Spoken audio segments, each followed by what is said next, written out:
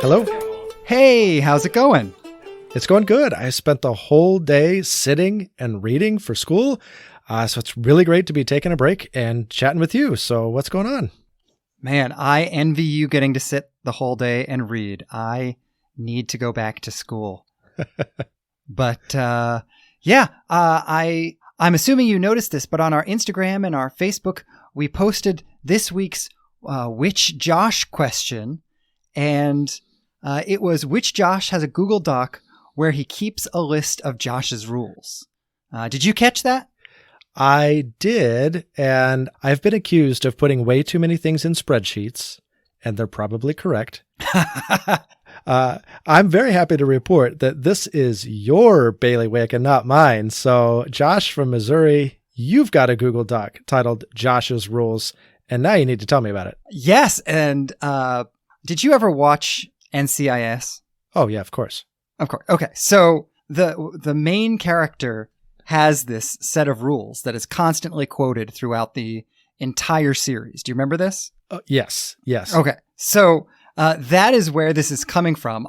When I was leaving my last job, I watched that show. I had to spend about 4 weeks shredding documents from all of the years that I had been at this other church.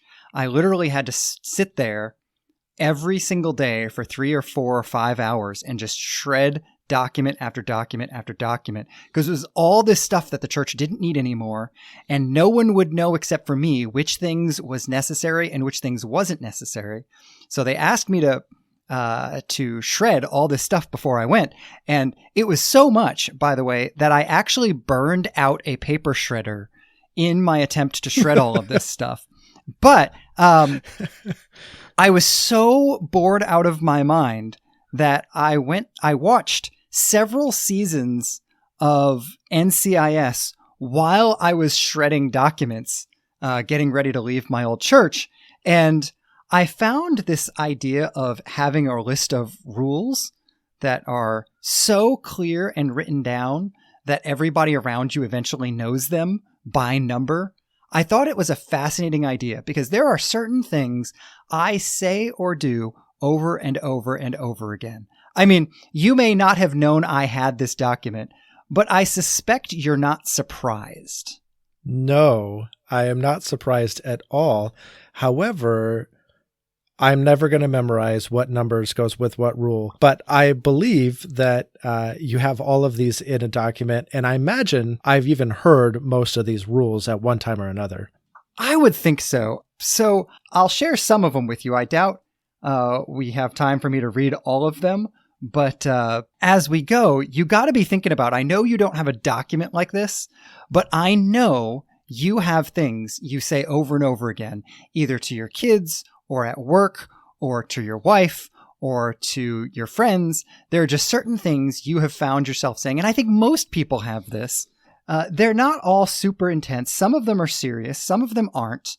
Most of them have some weird story behind them. But it's funny, I was reading these to my kids earlier today, and as I was reading them, my daughter was dying laughing. I was like, why are you laughing so hard? Like, what makes these funny? And she said, the thing that makes them funny is that you say them all the time. This is you in print. I thought to myself, oh dear, I'm not sure that's going to translate into a podcast, but nevertheless, I'm going to throw some of these out there and you'll have to tell me what you think. So some of them are super goofy.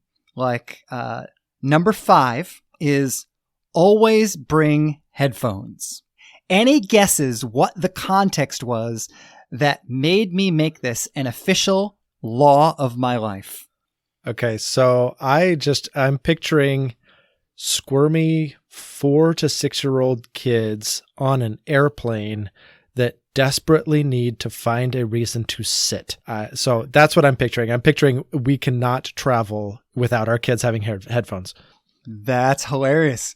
That is a good application of a great life rule, but not even close to what I mean by this. All right. Not even a little bit. So, have you ever been on a church retreat? Yeah. Okay. Have you ever been on a church retreat where you had to sleep in some sort of bunk style room with other guys? Oh, yes. I would not have considered bringing headphones, though. I assume you're saying the noise is horrible and you can't sleep. It is the profound, I mean, like divinely inspired level of snoring that is inevitable in any situation. That, yes, I know that a lot of people in this situation would bring earplugs, but earplugs are very unhelpful to me because what they really do is they get rid of most of the sound. And when there is just a little bit of sound in the room, it just helps me focus. It does not actually help me drain it out or ignore it. Sure. So I need other sound to replace the sound of the incredible, incredible snorers. That is why number 5 is always bring headphones. Because the first time I was on a church retreat, we were at this gorgeous campground up in Maine. And it was seriously one of the most beautiful places I've ever been. It is this one spot where literally 5 different rivers converge. And so you are on this like point sticking out into this spot where it is just different rivers in every single direction. Everywhere you walk, every step of the ground is just stunningly beautiful. And I had gotten there wildly early in the morning because when you're pastoring and you're going to a retreat, this is not a retreat for you. It's a retreat for everybody else. Mm-hmm. And so you are running this thing, which means you're getting there hours in advance of everybody else in order to do setup and take like prep work and organization and admin and all of these things that you have to do in order to make it actually seem like it's running seamlessly. So I'm doing all of that stuff. And then we're doing all the events and the Bible studies and the music and the late night campfires and all of these random things. And by like 11 o'clock at night, I am a deeply introverted person. And by 11 o'clock at night, I was done. Yeah. And I lay down in my bunk. And for about 5 minutes, it was perfect. And then another one of the guys came into the cabin and he laid down. And in the midst of listening to this beautiful, like the crickets and the like owls and all of that, all of a sudden I hear the most erratic, painful snoring that I have ever heard in my life. I literally think my entire body left the bed as I like jolted up. I did not sleep one more minute all night. I spent about half the night interceding for him that he would be supernaturally healed of whatever it was that was causing the snoring. I spent the other half of the night trying to tell myself stories that would hopefully distract me from the snoring. I attempted to completely cover my face with a pillow in hopes that maybe I would just asphyxiate, because at some point even that's better. And I just, none of it worked. And so, number 5, always bring headphones. All right. All right. Wow. I would have never guessed that to be the source of your rule number 5. There you go. What about you, though? You've got to have some life rules, thoughts, even if they are not this formally codified. Yeah. You know, it's funny because I actually do as I think about it, but I'll go with the non-serious one first, or the one I'm most passionate about, actually. And that is, you should not talk about football during baseball season. I say this all year long. I get so sick of talking about football all summer long. Football isn't even happening right now. Baseball's happening. Can we stop theorizing about every quarterback, every defense, every offensive coordinator, every new coach? I don't care anymore. But the NFL, I gotta hand it to them. I mean, they've stretched out the calendar. They talk about the combine. They talk about the NFL draft. They talk about off-season workouts, training camp, preseason games, everything under the sun, so that the talking heads can keep talking about anything but baseball. And let me just put it in perspective, because this is my rant, and I'm going to take my little soapbox and I'm going to use it to the utmost, and then I'm going to let this go for today. Football has 17 preseason games and 32 teams. That equates to 272 games a year. That is the sum total of what the talking heads have to talk about. Baseball has 162 games per season, 30 teams, for a sum total of 2,430 regular season games. Can we stop talking about football during baseball season? There is plenty of content here.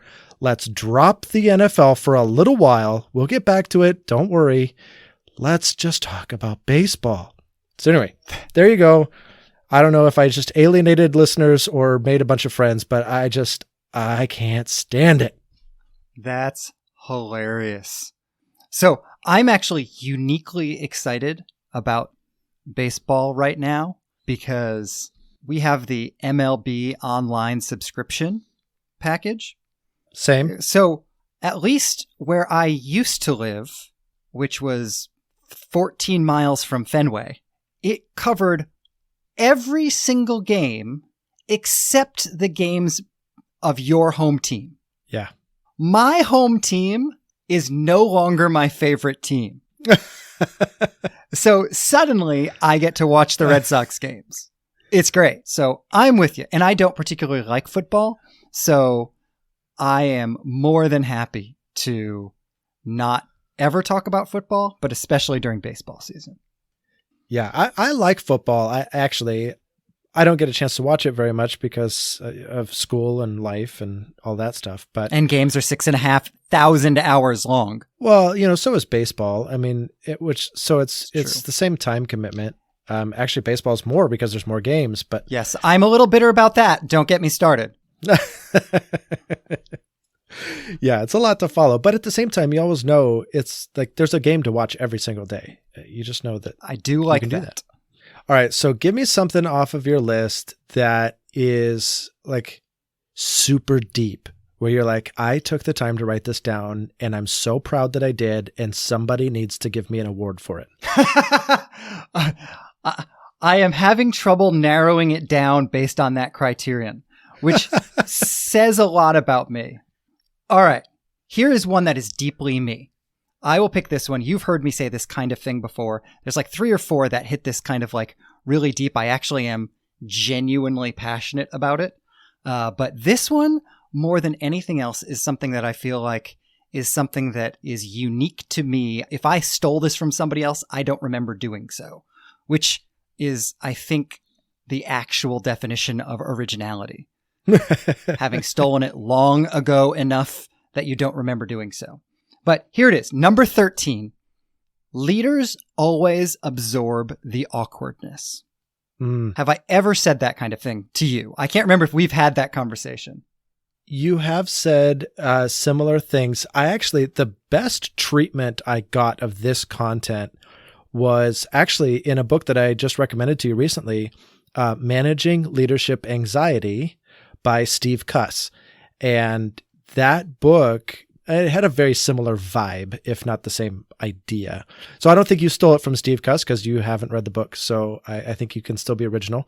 But yeah, tell me what inspired that and why that came to be so ingrained in you. Yeah, absolutely. So in church leadership, whether you are a small group leader or you are a ministry team leader or you are someone on the stage or you are a pastor or whatever you are, and I'm sure this is true in other contexts of leadership.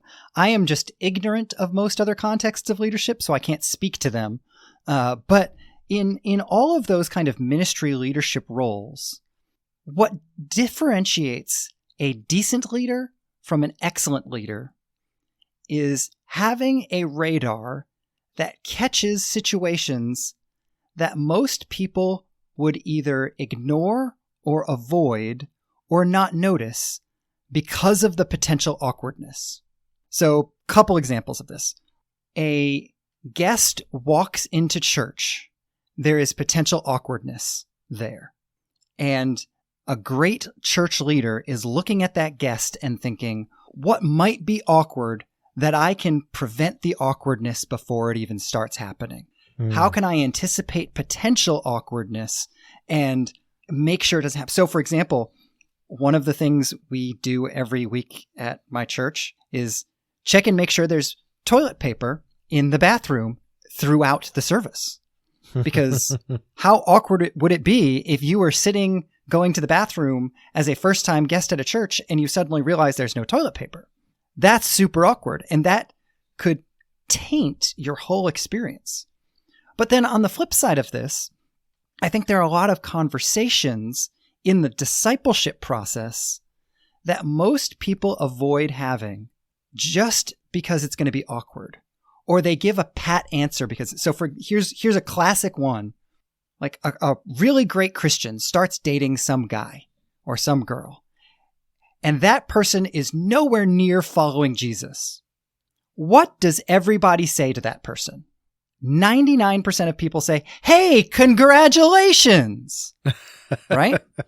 Even though everybody knows this is not going to end well, but nobody wants to sit down and say, hey, can I talk to you about the potential problems this might have?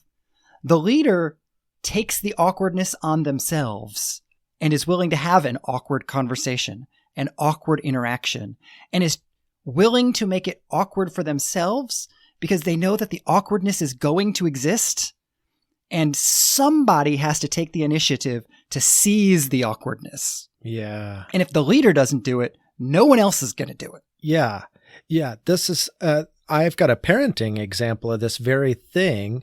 My daughter recently started getting interested in a guy, and she's sophomore in high school. And this is kind of a first time. Actually, my oldest son didn't date in high school. So this is kind of a parenting first for us to guide a high schooler through their first dating encounter. So I noticed that she had a picture on her phone of her and this guy that she's interested in. So I used that as a springboard to start talking to her about dating and what that looks like and all of these things. And it was a conversation she knew she needed to have with me, and she'd kind of already had with her mom, but it was, you got to embrace the awkward. And like I told her, I said, I was looking forward to having this conversation so that we would break the ice. And so it would be now a thing that we talk about. But prior to this, it wasn't a thing we talked about. I mean, we talked about in generalities, but not with specifics, not with a name attached, not to a particular situation. And so now that the ice is broken, we've had that first conversation, we've gotten the awkwardness absorbed in some way. Now it's a conversation that we have. Yeah, no, that's exactly right. Parenting is such a good example of this. How much trouble and pain could we absorb in our children's lives if we asked weird questions like, hey, when was the last time you saw something pornographic? Or when our kids are younger, have you seen anything pornographic yet? Right? Like, that's an awkward conversation. And as parents, we desperately want one answer to be true. And therefore, we're tempted to not ask at all in order to avoid the potential discovery that the other answer is true. Yeah. Yeah. So we are avoiding the awkwardness, which results in my kids sitting in isolation with whatever the issue is. They're now stuck being awkward because they can't talk about it because I'm the big person. If I can't bring it up, surely neither can they. Oh, that's so good. Yeah, you're exactly right. It reminds me of, Andy Stanley had a sermon series on relationships, and he said, well, you need to, if you're in friction with somebody, you need to go to them. You need to move the relationship toward them. And he said, why do I say that you have to do that? Well, because you're the bigger person. And I know that because you're always telling me how bad they are. So you're obviously the bigger person. That's awesome. Right? So, yeah. Go Andy Stanley. Exactly. You got to hand it to good preachers. Oh, he's so funny and timely. But yeah, so that's it. Number 13, leaders always absorb the awkwardness. Nice. What about you? Do you have one that kind of falls into the general parenting family arena? Not particularly. I have one, like you talked about originality, and that's something that you either stole from so long ago that you can't recall, or you actually truly came up with it. This one is blatantly plagiarized, but I use it all the time. One of our professors at school, he was from Arkansas, and I don't know if it was him or the region of Arkansas that he was from or what have you. He was full of these crazy colloquialisms. One of them was, don't just stand there with your teeth in your mouth. I have no idea what that means. I think it means don't just stand there slack-jawed and dumb-looking, like do something. Okay. Evidently, having teeth in your mouth must have been notable, but I think it was him or someone in my time in Missouri gave me this statement, and I use it all the time. You can't play the coulda, woulda, shoulda game because you'll should all over yourself. It's a little crass, but I use it especially with dispatchers. At work, if a patient dies while you are on the phone, that has one level of tolerance. If you know that you did absolutely everything in your power to save them, you got help there right away, you followed the CPR protocols to a T, you did your job, and that person died in spite of you. It is a completely different experience if there is anything, even slight, that you can pinpoint to say, I wish I would have done that better. And that is a whole nother layer that a dispatcher has to wrestle through and emotionally resolve. Because try as we might, we're still human beings. We don't do every single thing perfect every single time. We're not a machine. We're human beings. And it doesn't mean that person did a bad job giving CPR or doing whatever other interventions might have been necessary for that call. It just means that they found something that they could criticize, and you just can't do that.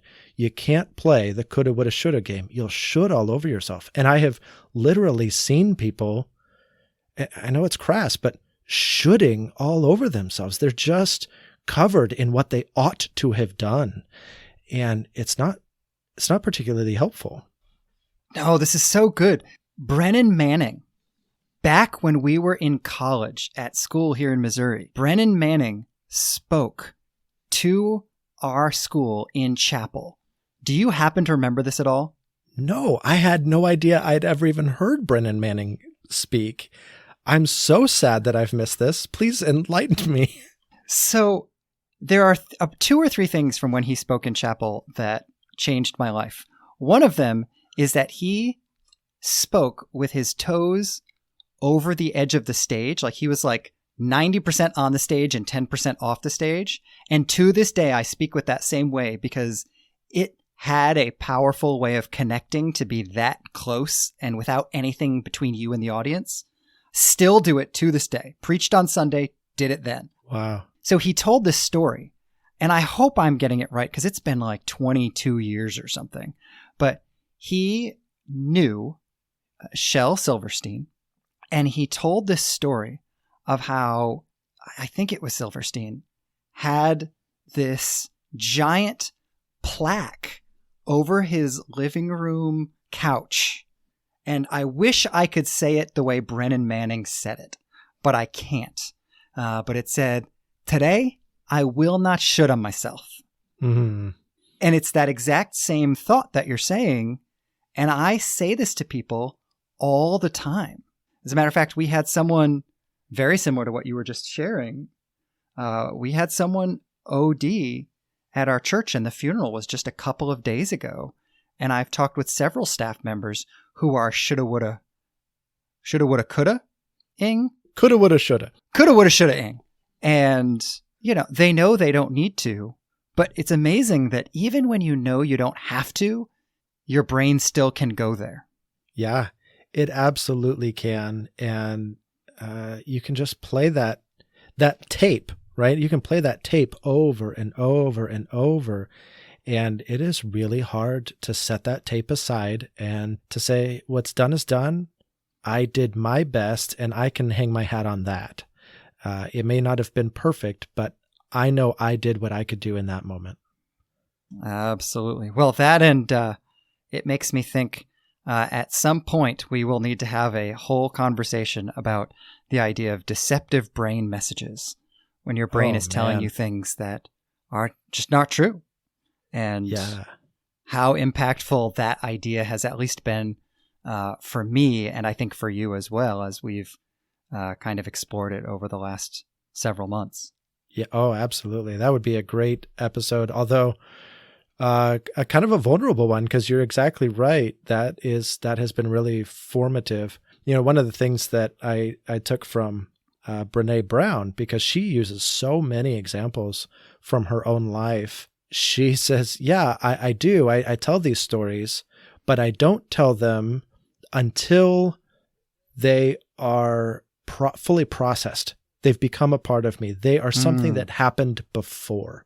They are not something that is happening now. I have resolved whatever story I'm telling. Ooh, that's good. Yeah, isn't it? I've read a number of Brene Brown books and I don't recall that point. That's a great point. It's her way of making sure she's telling it for her audience's sake rather than for her own sake. Yeah, I think so. It's not about her. Yeah, that's good. Yeah, man, agreed. That's good. Well, let me lighten the mood here a little bit.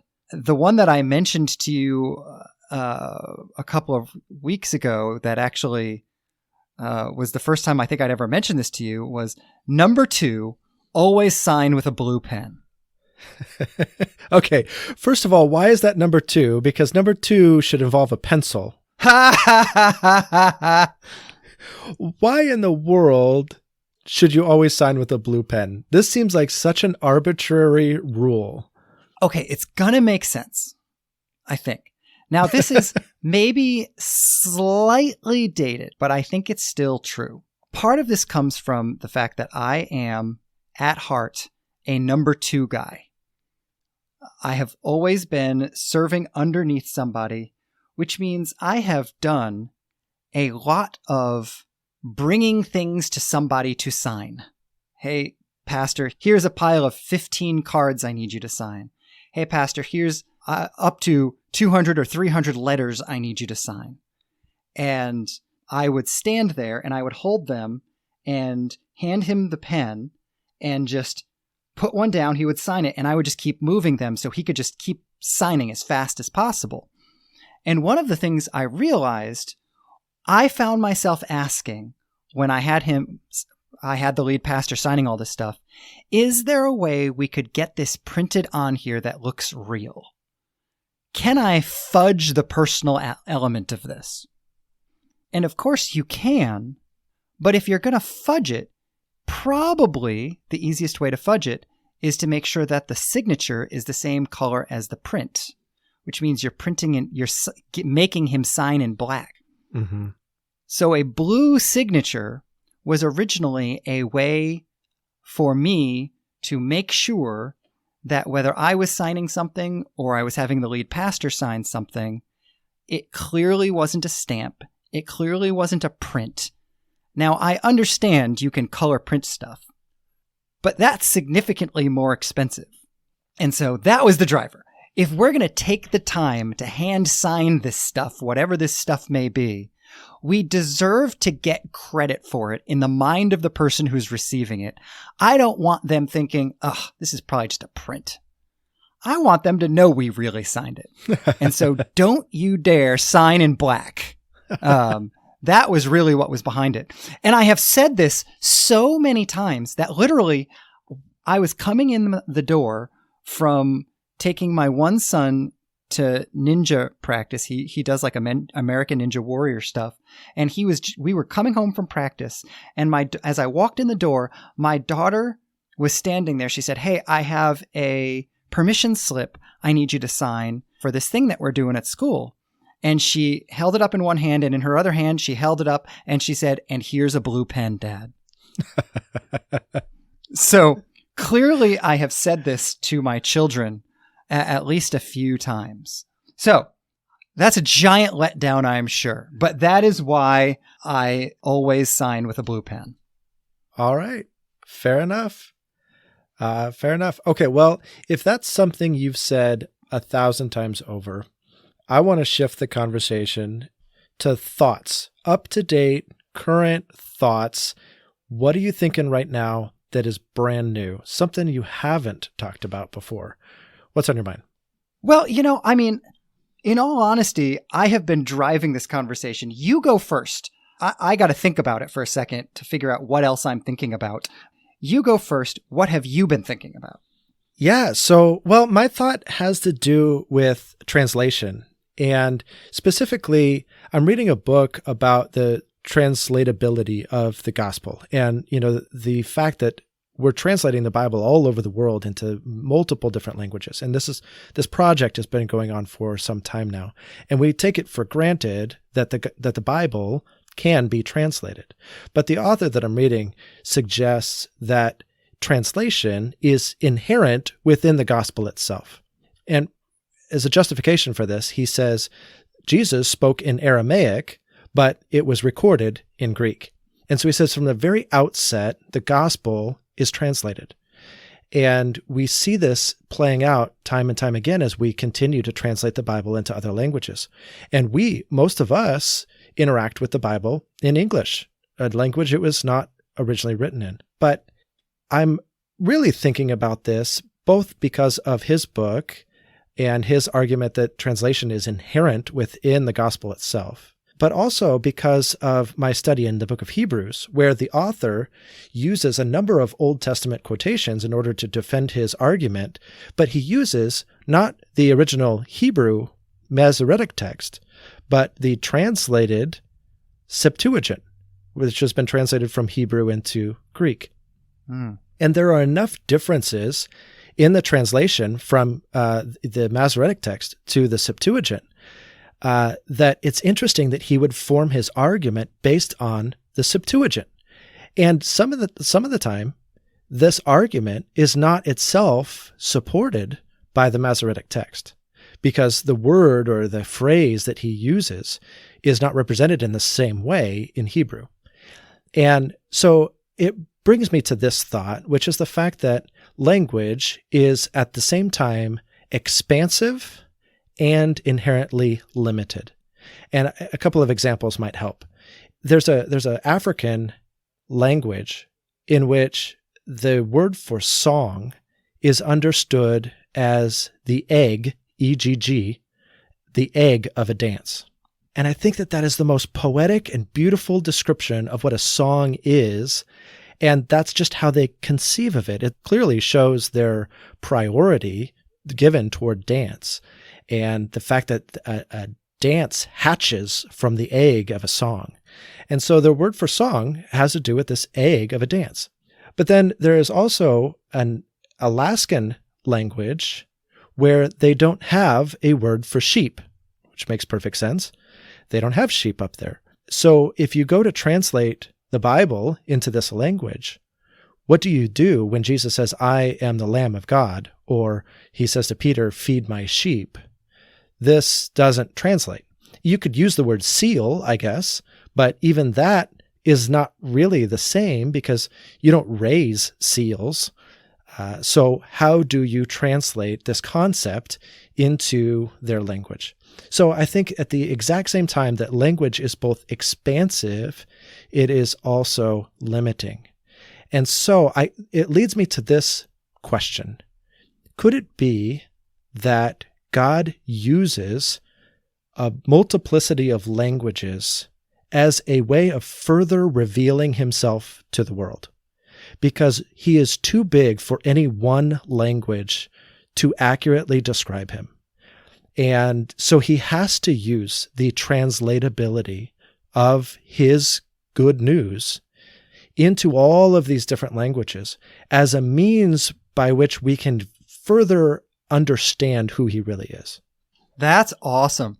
I find that fascinating. I'm still completely stuck on the song being the egg of the dance.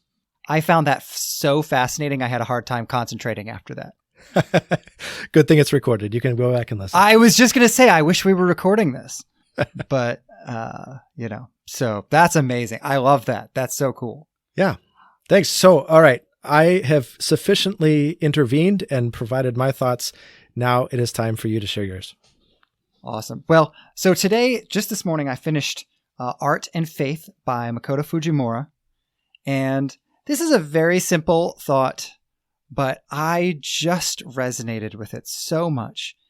He said, as an artist, and I'm going to get the quote wrong. I actually need to go look it back up, but that's hard to do when you're listening to a book.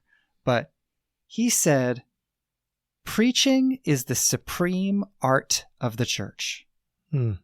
I love that.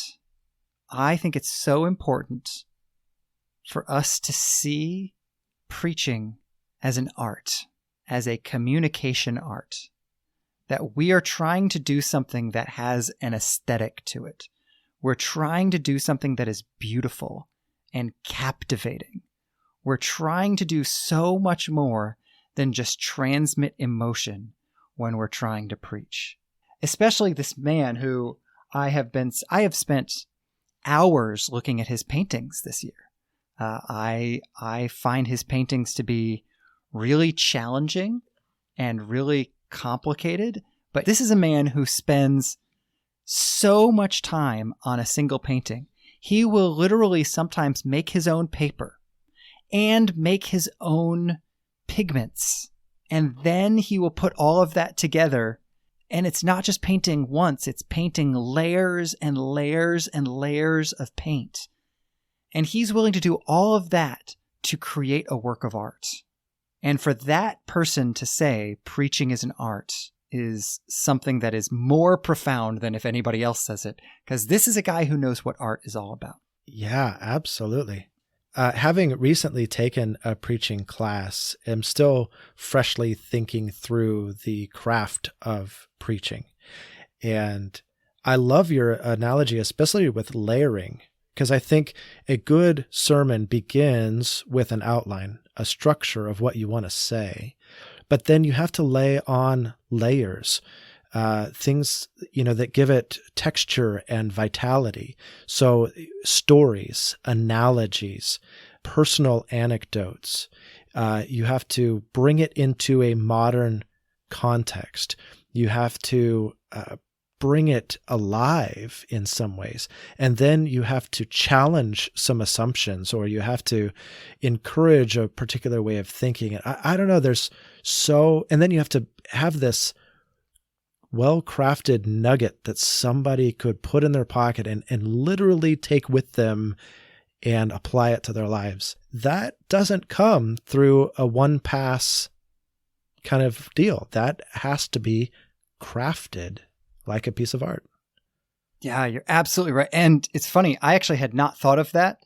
I just said the stuff about his layering art to make the point that he has a right to, but you're absolutely right. I mean, I preached on Sunday, and we're working our way through Ephesians, and it just was my turn to preach. And I was talking about how we have this access to God's divine power, and I intentionally juxtaposed a picture of the Hulk punching those giant flying robot dragon things from the original Avengers movie, where he just throws a punch and stops the thing in its tracks, even though it's 100 times bigger than him. I juxtaposed that image with an image of Jesus being crucified intentionally to say we have a different view of power, but in the context of it, because of this layering that you're talking about, I had to talk to the media team and I was like, guys, I am not going to say what I want thrown on the screen.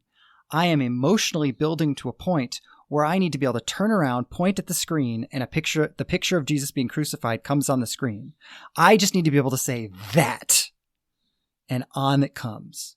And the timing has to be perfect or it's not going to work, because it is an intentional emotional building to this crescendo of the fact that we believe power is born of humility, meekness, and self-sacrifice. But I didn't want to say any of that. I just wanted to say, you all just applauded this picture of the Hulk, and what you really need to applaud is this picture of the crucified king. Yeah. That's powerful. And it was, you're absolutely right. There was the layer of what does the Bible say? There was the layer of making it relevant. There was the layer of adding in the visuals and the whatever, and on it went. That's a great way to describe it, that there's layering in preaching that makes it art. Man, that's good. You stole my thought and made it better. Hey, that is exactly why this podcast exists. And I don't mean this as some kind of cheesy transition, because we're putting these thoughts out there and we want everybody else to make them better, not just each other. And so if you as a listener are engaged in what we're talking about today, jump on our Reddit thread. Let's talk about all this stuff. So on Reddit, you can find us at r/onthephonewithjosh, and let's talk. Do you have rules of life, things that you say all the time that have a story behind them? What is it? What's the story?